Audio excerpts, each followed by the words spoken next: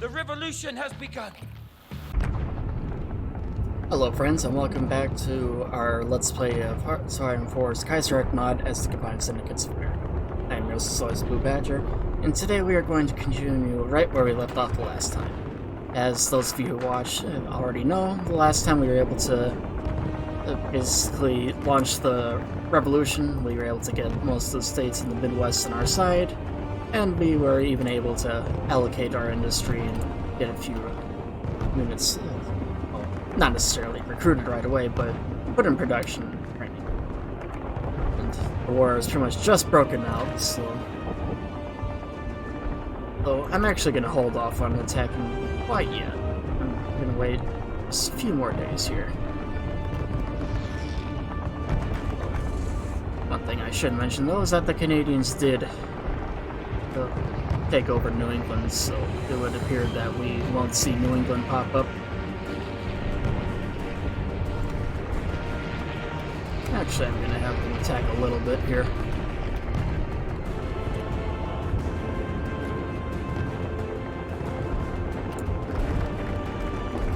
The Second Continental Army's been recruited. Gun in every hand. What more could a man need than a gun? Why, a better gun, of course. Massed infantry dominates our army, and so we should ensure that they are as well armed as possible. And Second International Congress. Our British comrades have confirmed their readiness to host the Second International Congress in London. It's time for the Combined Syndicates of America to confirm its participation. We shall indeed attend.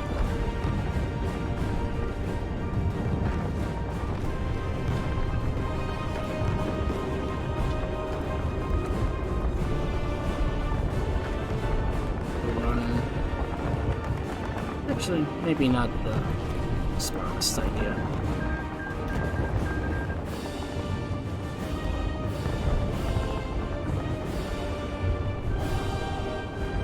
What are we doing elsewhere?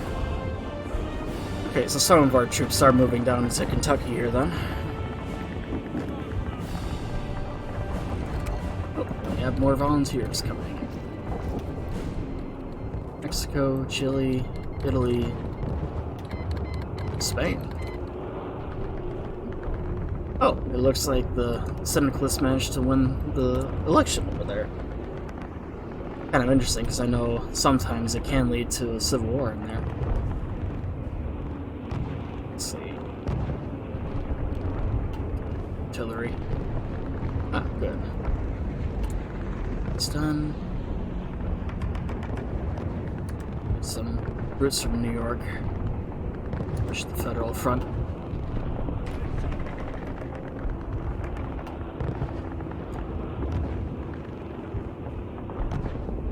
There.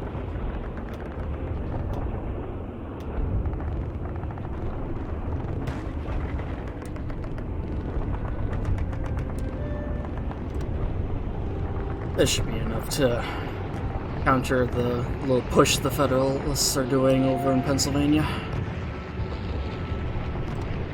That's what we did get down there to them. Yeah, you guys probably noticed too, I do have a little bit of a military ambience going in the background here. I kind of wanted to do that too, just to basically add to the experience here. Let's get our military going. Well, Navy, I guess I should say.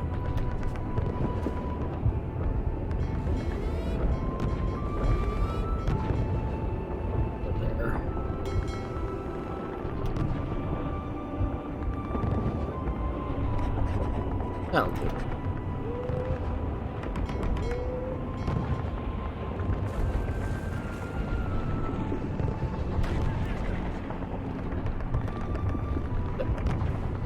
And there they go.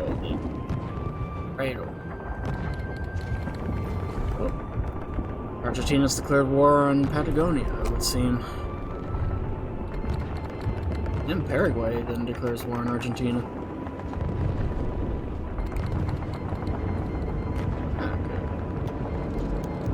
Some of the volunteers are out. Directive 10, the redistribution of material assets. Now that the revolution has begun, we must decide what should be done to the bourgeoisie. IWW proclaim we confiscate all their wealth and redistribute it to the people immediately. And up-and-coming Vanguard has called for their immediate arrest and execution as well, citing the fate of Vladimir Lenin as an example of a revolution defeat by leniency.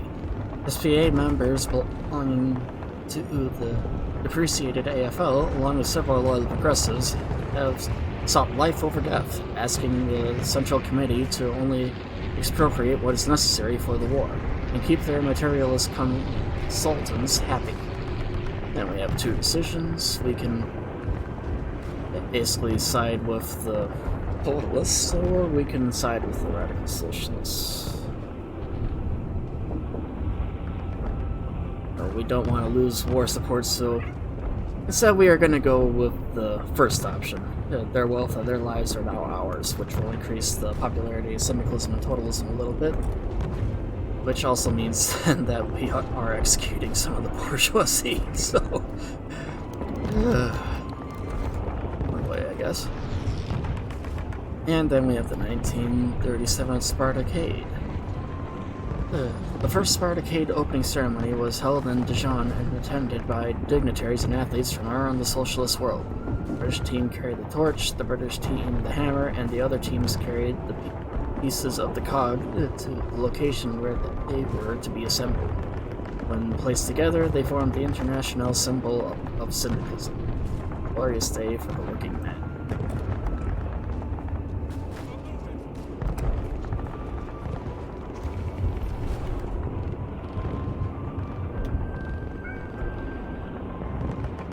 Oliver's marching over. One moment.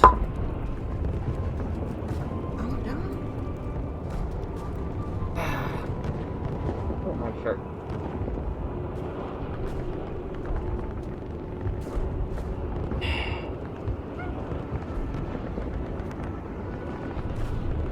Okay, sorry about that.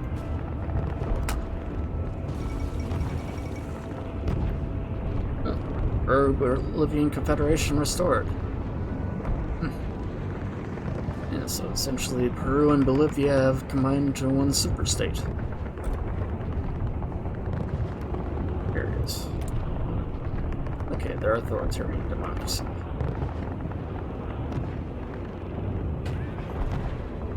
Here to be pushing well into the Dakotas here too.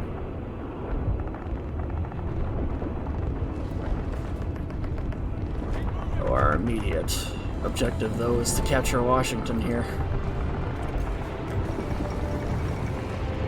And Japan announces her ambitions. But the situation in Japan has been critical ever since the Peace of Honor, with numerous economic crises, unrest, and an ineffective response to German interventions in China, leading to the collapse of the autocratic Tanaka regime. The Empire of the Rising Sun managed to bounce back a bit as only a regional power with its influence limited to East Asia. However, the Japanese seem determined to put this weakness to rest, and have now announced their ambitions of seizing their place among the great powers once again, by force if necessary. Germany, with its own sphere in Asia, is unlikely to receive this news warmly. Indeed, it is troubling. And we were able to cut off that. Let's take over this little area here then too. With it being cut off from the rest of the federal lines, it should be easy. Because Finland joins the Reichspakt, which is to be expected. Or volunteers pouring in. What are we doing elsewhere in the world here anyways? Soviets are still pushing pretty good, and wow, China has certainly erupted into all sorts of wars. Oh well. That doesn't really concern us at the moment. Obviously, we have more important matters to attend to. We have a war going on. Oops.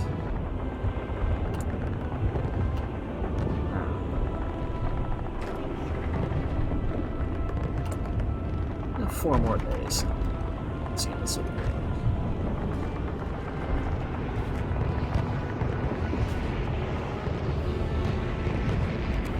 Ooh, goody. Another.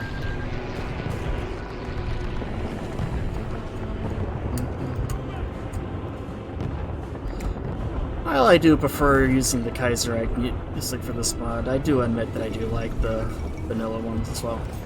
Oh. With the power base secured around the prosperous city of... Wow, doesn't even have the thing there. The Federalist movement in China has proclaimed their own rival government. Chen Xingming, Governor General of Asteroid. But essentially they're forming another federal government over there. Oh, syndicalism spreads to the Philippines. Having just achieved independence from the United States, the Philippines face today perhaps one of the most serious challenges any new country could face. Inspired by the combined syndicates of America and the Raia Commune, the disgruntled army officers marched on Manila to support rebelling peasants and workers. It seems that the army's support for the syndicalism was more widespread than expected. The army rapidly declared support for the syndicalist movement. Left with no army outside a few loyalist divisions, and not wanting to see the archipelago descend into another bloody civil war, the government signed power over to the syndicalist movement's leader. Even in East Asia, liberalism isn't safe. Oh, looks like our it's done. Ohio next.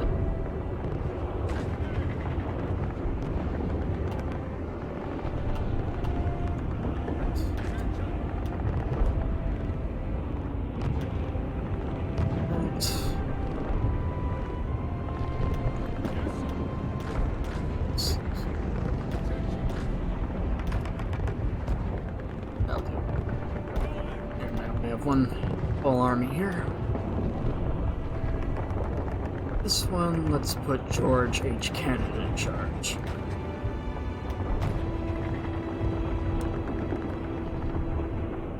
We'll put them here.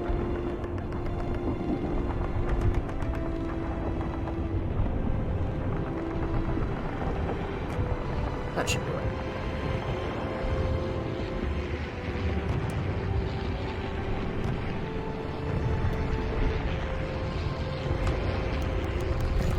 The outcome of the Spartacade. We have taken many gold medals in events, making us the clear victor of the Spartacade. Awesome. And the Spartacade is essentially a version of the Olympics. Inauguration of the Second International Congress. Of all the delegates in London, the Second Congress of the International began with a speech by Comrade Eric Blair.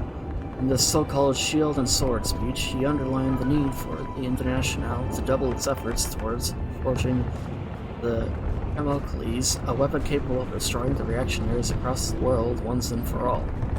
Bravo, Comrade Blair.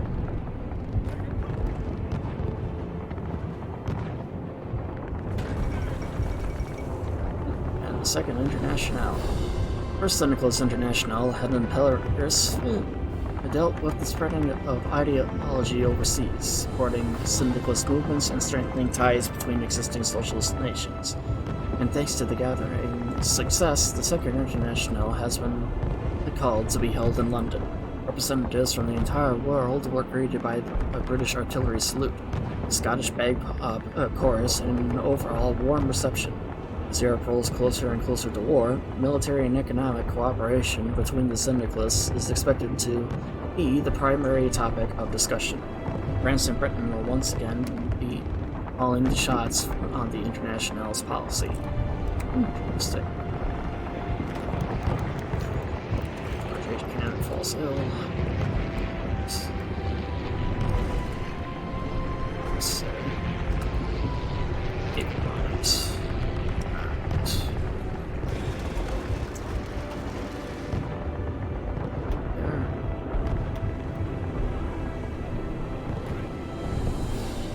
Making some advances here, it seems. Wars ended. Spartacade has ended, and it has been a tremendous success with a great many people enjoying the games. It was a very good move to join the Spartacade, the Olympics of the working class. Oh, Mexican assistance arrived. Our Mexican comrades have agreed to send us additional help. Transported across the border under constant U.S. and AUS air threat, a shipment of weapons has arrived in Illinois for our use. Thanks, comrades.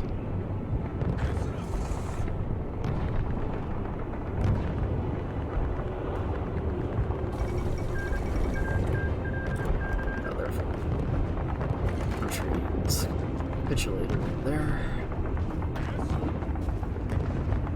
Come on, let's take out this division here.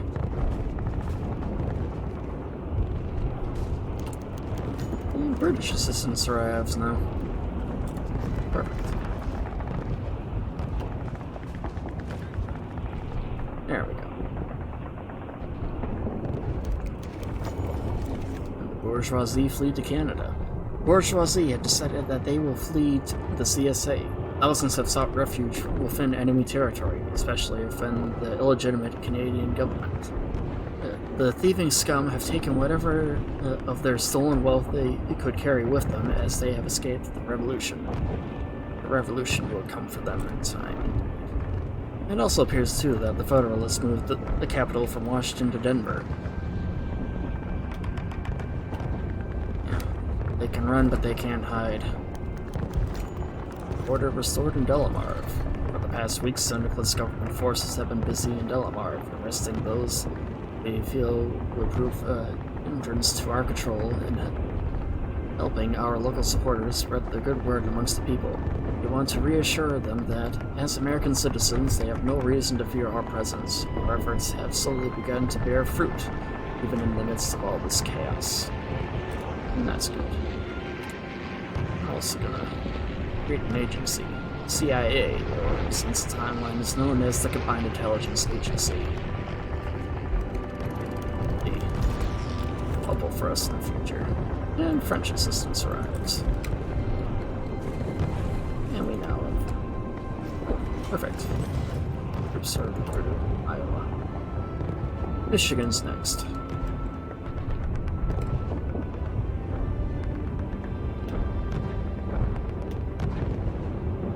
Have some extra air units here.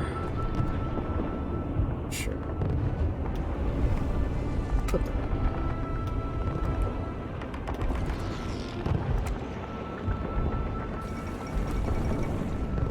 The Sayovard crisis resolved. A few days ago, a demand from the Commune of France was telegraphed to the Swiss government. See the province of Haute-Savoie under threat of armed coercion. The French characterized their demand as a need to end the persecution of the French population within the province. The Swiss government decided to avoid war and agreed, stating that a peaceful transfer of ownership was preferable to bloodshed. This is a victory for the French government, which has already declared the reclamation of Haute-Savoie a victory for the world's working class. Some threads. And essentially what this means is that France has expanded to this area here, and Swiss remains neutral.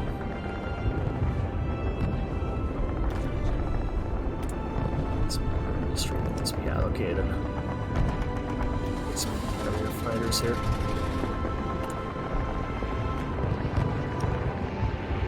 Put a few dockyards in the repair business here, so that we can repair some of our ships.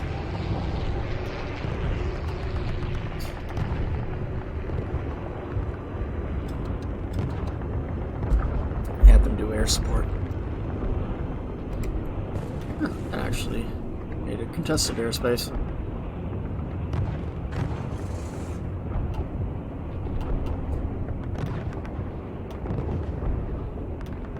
Yeah, this one's just enough.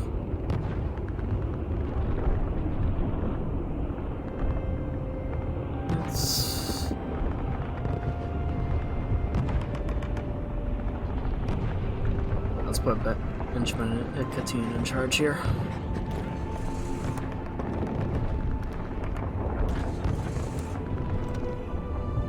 To redo this again.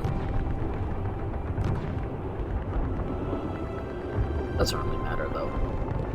I mean, every time I do this, it moves those new units to the front.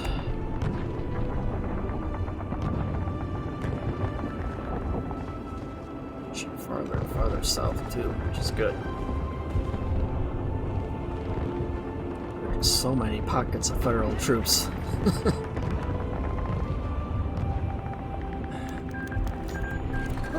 Male soldiers. As the revolutionary struggle continues, a number of women have joined the armed struggle in accordance with the socialist ideals of gender equality. While not all are accepted by their male comrades, it has not deterred many from fighting and dying for the revolution.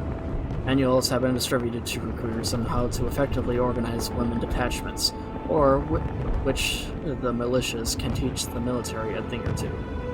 Girl, girl, you are the queen of my world. Let's join the action there. And Directive 764, Revolutionary Education Act. To those who are well educated, either formally or through bitter experience, revolutionary thought comes as easily as breathing. However, many of our comrades, whether in the steel belt or elsewhere in America, have been lied to their entire lives by the capitalists, and do not understand how the revolution frees them. Many do not give their hearts and soul to the revolution, and some even attempt to sabotage our efforts. Unaware that we are the only force that truly cares for them, this must be remedied, and our comrades must be deprogrammed. Should we focus on reaching those in our territory, keeping our own morale up, or should we spread our message throughout enemy territory and sap their will to fight?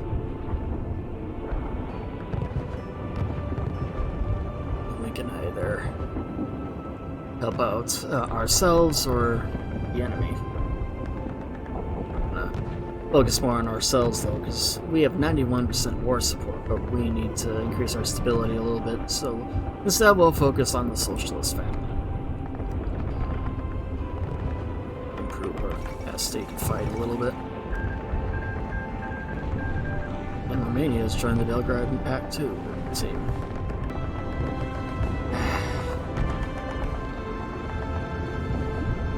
Essentially what this is saying is that there's a coup d'etat in the Netherlands and that the military is taking over. Not really that important.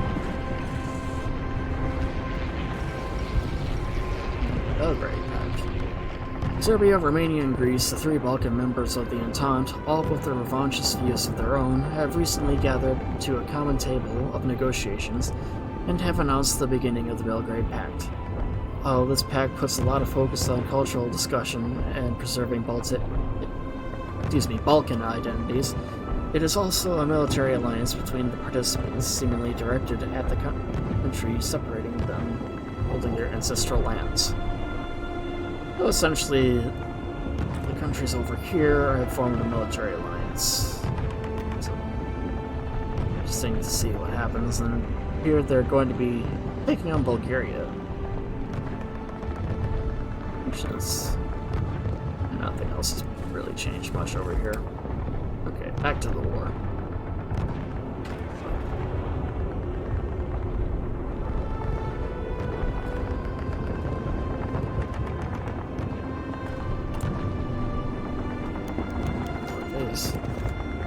He's been wounded.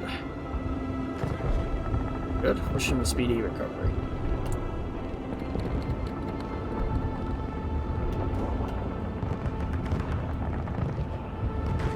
Pushing into Missouri too a little bit, it would seem.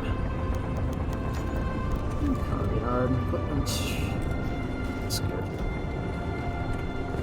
St. Louis is ours.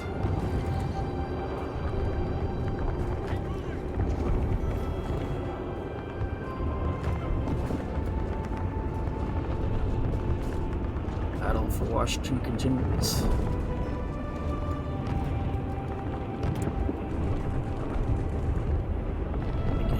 Over a good portion of territories here. Need more guns.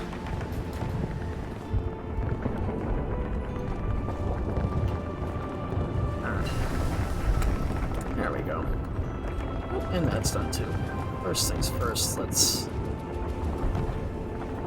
Our things here. Localized trading centers looking good. this time uniforms and grenades. Our forces so far lack a standard uniform. By adapting a standard set of combat fatigues as well as producing a set pattern of mortars, grenades, and machine guns, we can keep our boys ready for anything. That we shall. And for militias, New Jersey's next.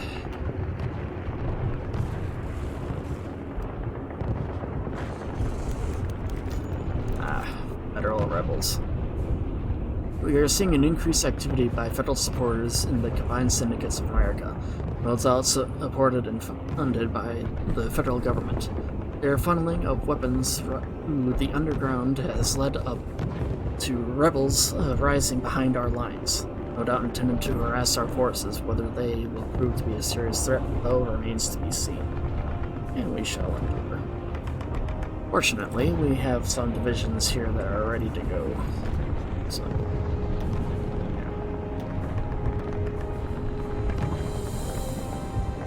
I need a big general. Is there any of them that... I'll put you in charge.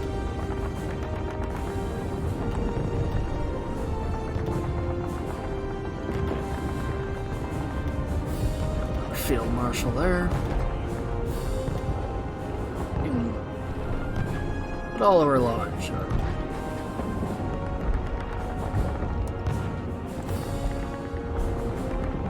Have them go and help out over there.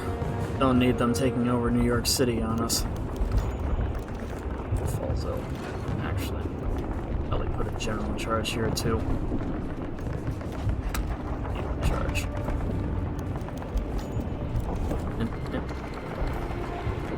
Bolivia declares war on it. Internal conflicts. At the offset of the revolution, John Reed placed the IWW as the model and future successor to the Congress. The AFL, which had seen a decline in membership before 1935, was revitalized by Reed's endorsement. While the AFL, as part of the coalition fighting the syndicalist revolution, has begun to exercise their ideological autonomy. They have chosen to occupy the entire left side of the IWW and begun to pull in allies. The debates with the IWW can sometimes leak out into street brawls, and in 2 cases, friendly fire. Vanguards, owing only their allegiance to the revolution, have tried to foster cooperation. Reed must decide whether it is more dangerous to continue support for the IWW, or when compromise is in sight. Few options here. So, similar to the ones before, I don't really want to lose war support either, so in this case, even though it increases the popularity of totalism, I'll let the Vanguard compromise.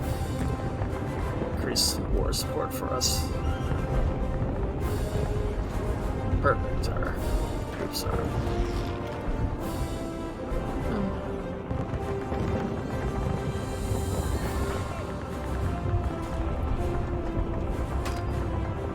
attack there then once. And oh, the Red Witches.